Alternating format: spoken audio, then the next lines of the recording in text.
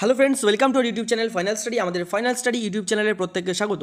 তো আজকের ভিডিওতে আমরা ক্লার্কশিপ 2024-এর যে পরীক্ষাটা হয়েছে তার কাট অফ কত যেতে পারে, মানে এক্সপেক্টেড কাট অফ কত যেতে পারে, জেনারেলরা কত পাবে, ওবিসিরা কত পেলে তোমরা মেইনসের জন্য প্রিপারেশন নিতে পারবে, মেইনসের জন্য কারা কীভাবে প্রিপারেশন নেবে সম্পূর্ণ কিন্তু আলোচনা করব।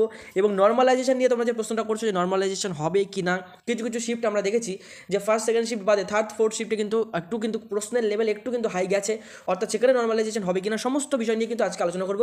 ভিডিওটা প্রথম থেকে শেষ পর্যন্ত দেখার অনুরোধ থাকবে, খুবই তাড়াতাড়ি কিন্তু তোমাদেরকে এই ভিডিওটাই সব ইনফরমেশন জানিয়ে দেবো। ভিডিওতে প্রথমে এসে থাকলে আমাদের ভিডিওটা প্রথমে লাইক করে দাও, চ্যানেলটা সাবস্ক্রাইব করে দাও। চলো ভিডিও শুরু করি।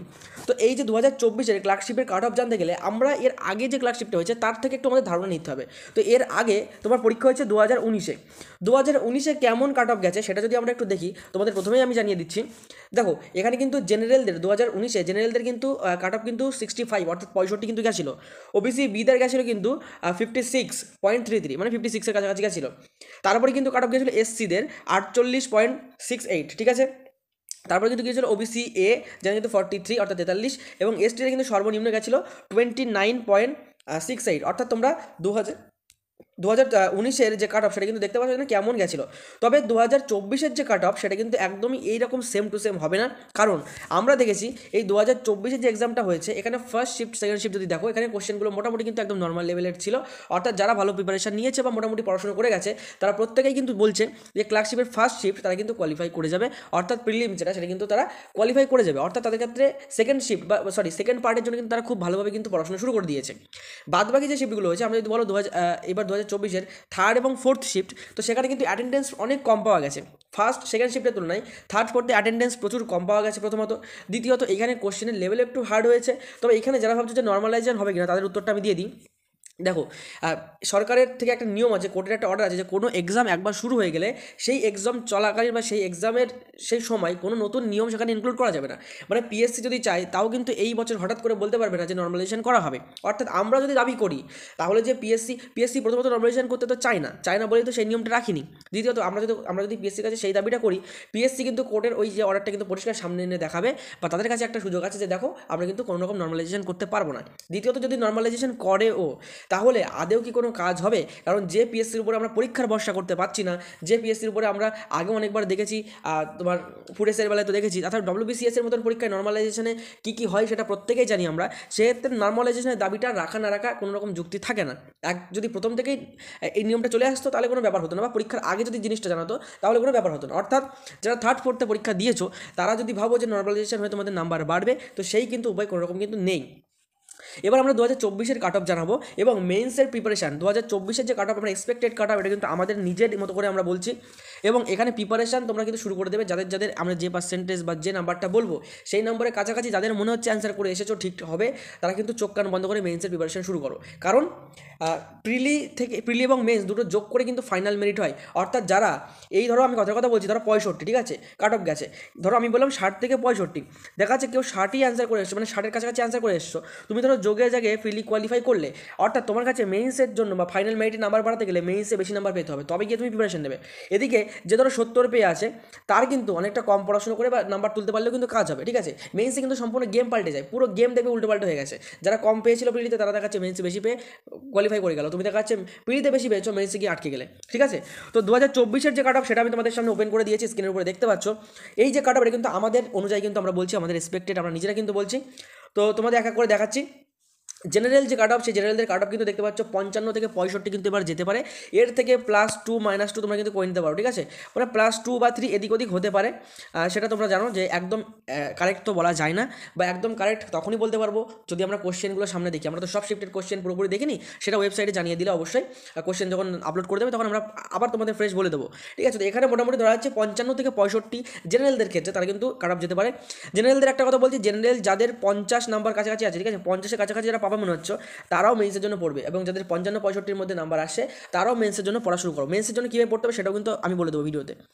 তারপর ওবিসি যারা আছো তোমরা 55 থেকে 58 টার্গেট রাখতে পারো। যারা 55 থেকে 58 কাছাকাছি নাম্বার করে এসেছো, মনে হচ্ছে যে না 50-এর কাছাকাছি, 50 থেকে 58, 50-এর কাছাকাছিদের নাম্বার হবে, তারা মেইনসের জন্য পড়া শুরু করে দাও। এসসি 48 থেকে 55, এই যে নাম্বার যেটা আমরা রেখেছি, এর মধ্যে যাদের যাদের নাম্বার আসছে মেইনসের প্রিপারেশন শুরু করে দাও। ওবিসি এ কিন্তু এসসির তুলনায় কিন্তু ওবিসি এদের একটু কম হতে পারে, 45 থেকে 52, এবং 2019-এও কিন্তু সেটা হয়েছিল।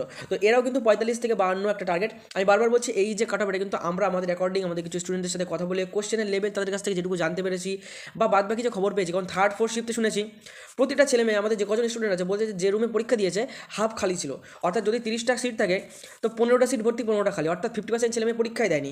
এটা শুধু একটা দুটো সেন্টার থেকে না, পশ্চিমবঙ্গের বিভিন্ন জায়গায় আমাদের ছাত্রছাত্রীরা পরীক্ষা দিয়েছে, বিভিন্ন জেলায় তাদের থেকে কিন্তু শুনেছে এই খবরটা, ঠিক আছে।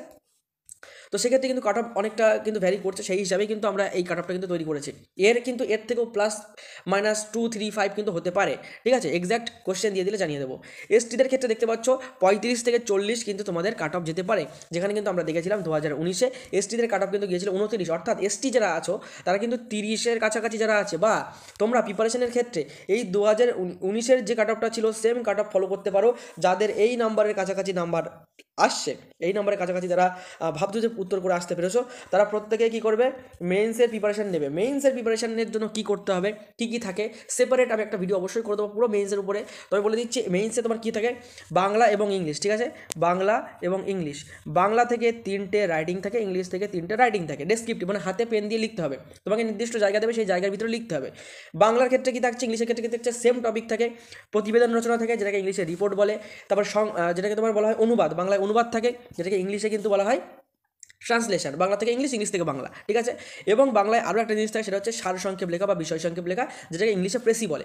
সেম টপিক দুটোর ক্ষেত্রে কিন্তু থাকে, মানে সেম টপিক বলে কিন্তু কোশ্চেন সেম না, টপিকটা সেম, মানে এরও প্রতিবেদন, এরও রিপোর্ট মানে প্রতিবেদন, এরও তোমার থাকছে ট্রান্সলেশন, এরও থাকছে অনুবাদ, মানে একই ব্যাপার, ঠিক আছে। এর থাকছে তোমার যেটা সারসংক্ষেপ, সেম সেটাকে কিন্তু ইংলিশে প্রেসি বলে, অর্থাৎ সেম জিনিস থাকছে এই 3টে টপিকের উপরে। তবে এখানেও কিন্তু অনেক গুরুত্বপূর্ণ ব্যাপার আছে। তুমি বলবে যে হ্যাঁ আমি ক্লাস 10-এ তো এগুলো করে এসেছি, না, এখানে কিন্তু অনেক ব্যাপার থাকে, রিপোর্ট রাইটিং, কোন ঘটনাগুলো দিতে পারে, কোনগুলো বাদ দেওয়া যাবে না, এমনও হয়। এবং এই সব কিছুর জন্য কিন্তু 60 মিনিট, 1 ঘন্টা কিন্তু সময় পাবে, ঠিক আছে। 60 মিনিট, অর্থাৎ বাংলায় 30 মিনিট এবং ইংলিশে 30 মিনিট, টোটাল কিন্তু 60 মিনিট সময় কিন্তু তুমি পাবে। 60 মিনিট মানে 1 ঘন্টার ভিতরে এই 6টা রাইটিং শেষ করা কিন্তু খুব একটা মুখের কথা নয়, এর জন্য প্র্যাকটিস লাগে, ঠিক আছে। তো 2024-এর কাট অফ তো বলে দিলাম। এবার একটা কথা যেটা বলছি, আমরা তোমাদের জন্য একদম ফ্রি বিনামূল্যে একটা হোয়াটসঅ্যাপ গ্রুপ করেছি, যার লিঙ্ক কিন্তু ডেসক্রিপশনে পাবে, ঠিক আছে। যেটা কিন্তু পিএসসি ক্লার্কশিপ এবং যারা মিসলেনিয়াস দিতে চাও তারাও কিন্তু জয়েন করতে পারো, একদম মেন্স এক্সামের জন্য। দেখতে পাচ্ছ মেন্স এক্সামের জন্য সম্পূর্ণ ফ্রিতে হোয়াটসঅ্যাপ গ্রুপ। যাদের মনে হচ্ছে আমি এই কাট অফটা টাচ করতে পারবো, তারা প্রিপারেশন শুরু করো, এবং প্রিপারেশন কী করবে কী না করবে, প্রথমে কোনগুলো পড়তে হবে না করতে হবে, তার জন্য কিন্তু সম্পূর্ণ বিনামূল্যে ডেসক্রিপশনে পাবে হোয়াটসঅ্যাপ গ্রুপের লিঙ্ক, সেই হোয়াটসঅ্যাপ গ্রুপে জয়েন করবে। অথবা কেউ যদি জয়েন করতে না পারো, লিঙ্কের থ্রু একটা হোয়াটসঅ্যাপ নাম্বার দেখতে পাচ্ছ, এই নাম্বারে হোয়াটসঅ্যাপ করে লিখবে যে PSC clerkship men's guidance group, যা হোক লিখবে, পিএসসি ক্লার্কশিপ গ্রুপ লিখবে, মেন্স গ্রুপ লিখবে অবশ্যই, তাহলে কিন্তু তোমাদেরকে সেই গ্রুপে জয়েন করে নেবো, ঠিক আছে।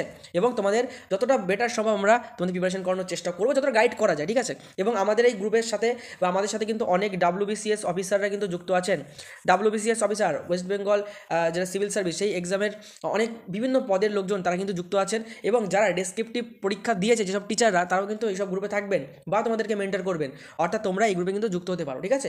আপাতত আমাদের পেইড ব্যাচ করার কোনো রকম চিন্তাভাবনা নেই। যদি তোমাদের থেকে আমরা যদি ইন্টারেস্টেড হই যে না তোমরা করতে চাও, সেক্ষেত্রে আমাদের যেহেতু টিচার রেডি আছে আমরা করতে পারি। তো প্রথমেই বলবো এই ফ্রি গ্রুপ যেহেতু করা হচ্ছে, প্রত্যেকে জয়েন করতে পারো, প্রত্যেকে ডাউট জিজ্ঞাসা করতে পারো, সেখানে তোমাদের কিন্তু সব কিছু সলিউশন করে দেওয়া হবে। আশা করি আজকে ভিডিওটা তোমাদের ভালো লেগেছে, ডিসক্রিপশনে কিন্তু অবশ্যই লিঙ্কটা পেয়ে যাবে, ঠিক আছে। আশা করি ভিডিওটা ভালো লেগেছে।